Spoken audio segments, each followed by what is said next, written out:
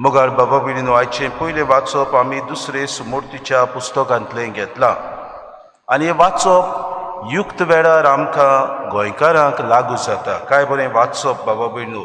इस्रायला आतां सर्वेस्पोर तुजो देव तुजे लागीं कितें तरी मागता तें इतलेंच, सर्वेस्परा तुज्या देवाचें तुवें भें धरचें, ताच्या रस्त्यांनी चलचें, ताचो मोग करचो, सगळ्या तुज्या आत्म्यान सर्वेस्परा तुज्या देवाची सेवा करची.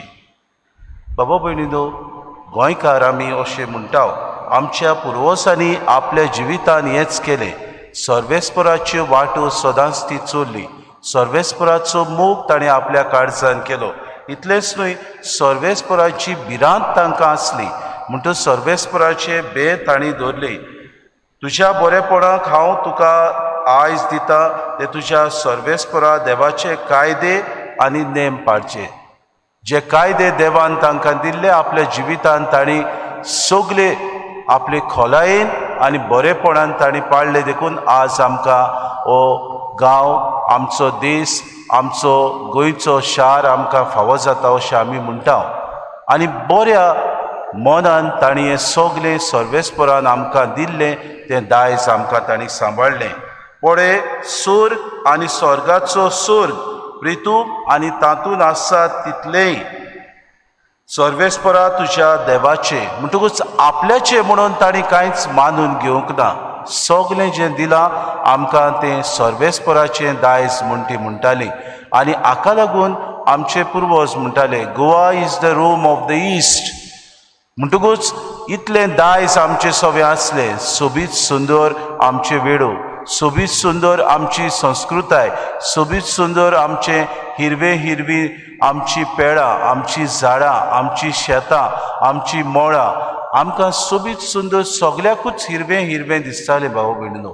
आज तर आमी नदर मारल्यार हें सर्वेस्पराचें दायज जें आमकां सांगलेलें तें आमी खरेंच सांबाळ्ळां वो ना हो आमकां एक विचार करूंक गरज. कित्याक जें दुसरें सुमूर्तीन आसलेलें तें आमच्या पुर्वजांनी खरेंच अखंड तरेन आपल्या जिवितान पाळलें आनी आमकां हें सांबाळून दवरलें.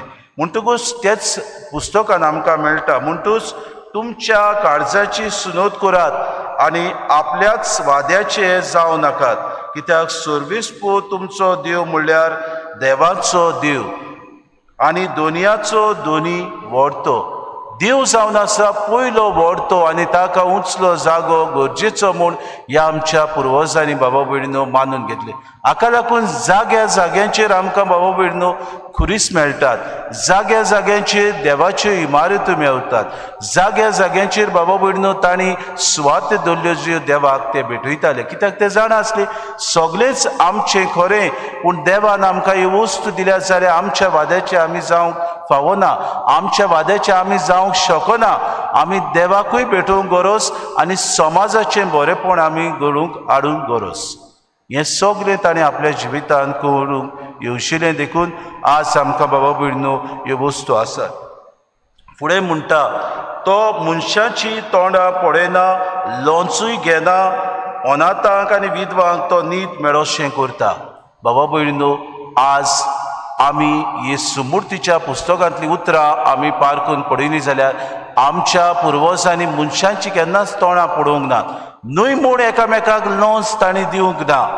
आज समाज आमी पळयल्यार लोंच आमी दिता, एकामेकाची तोंडां आमी पळयता, जाती काती आमी पळयता. इतलेंच न्हय, म्हजो आमदार हो मनीस म्हजो तो एलिसांक बसलो जाल्यार तोच येवंक जा, वर्सांच्या वर्सां ताकाच आमी विचून काडूंक जाय, हें आमचें धोरण जालां. इतलेंच न्हय, एलिसांच्या वेळार जेन्ना आमी वेता बाबा भयणीनो तेन्ना आमकां कितले पयशे कोण दितात ताकाच आमी वोट मारतले आनी ताकाच आमी निवडून हाडटले अशें आमचें धोरण जाता. कित्याक लोंच गेले बगर आमचें जिवीत बाबा भयणीनो फुडें वचना अशें आमकां दिसता. जिवीत आमचें आमी नरकांत घालता. जायते फावटी आमी पादविगार उपातकूर आमी फिरगोजांनी वावर करता तेन्ना 5 वर्सां वो 7 वर्सां जाल्या उपरांत आमी विचारता केन्ना वयतलो तो, केन्ना ताचो ट्रान्सफर जातलो, केन्ना आमच्या इगोर्जींतान ताका बिस्प काडटलो. हें आमकां तुमी म्हणटात भाव भयणीनो, पूण हेच तुमी मंत्र्याक व दुसऱ्या आमदारांक केन्नाच म्हणिनात. केन्ना आमी हाका सोडून दुसऱ्याक वेंचून काडटले, केन्ना आमी दुसरें एक नवें रूप हाडटले, केन्ना आमी एक दुसरें मुखामोड आमचे मुखार हाडटले जो पोरजे खातीर वावुरतलो, जो पोरजे खातीर दिसपोटी आपलो वेळ दितलो, जो पोरजेचें बरेंपण आमच्या जिवितांत करतलो. हेच भाऊ भयण आयचे शुभ वर्तमानांत आमकां मेळटा. जेसू म्हणटा तुमी वायट देख जायना जावंक.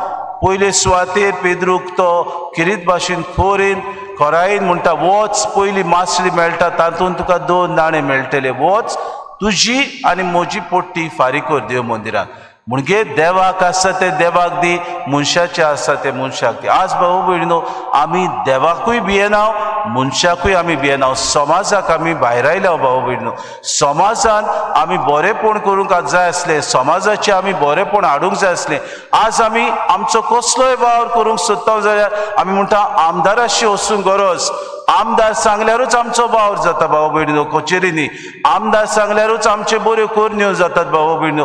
आमदार सांगल्यारूच आमकां कितेंय वस्त मेळटा भाऊ भयणीनो. आमदाराची सही आसल्या बगर आमचो वावर फुडें वचना.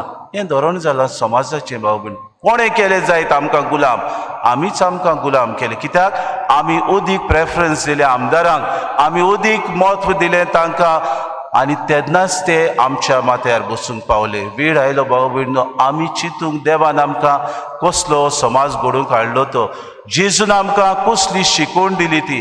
आमी ह्या समाजांत जियेता जाल्यार देवाचें तें देवाक दिवंक वावरुया, मनशाचें तें मनशाक दिवंक वावरुया. ओदीक हो समाज नितीचो, शांतीचो, मोगाचो, भावपणाचो आनी एकवटाचो करतले जाल्यार आमी पयले बाबा भयणीनो तातूंत हातियार जावया आनी आमचें मन उगडुया. आमी आमच्या जिवितांत नवसरणी हाडूंक वावरुया. तेन्नाच की आमकां एक बरो समाज फावो जातलो. तेन्नाच की आमी स्वतंत्र मनशां कशीं उलोवंक पावतल्या, स्वतंत्रतायेन आमी जिवंक पावतलीं. हेंच धोरण आमकां मेळूं म्हूण मागुया.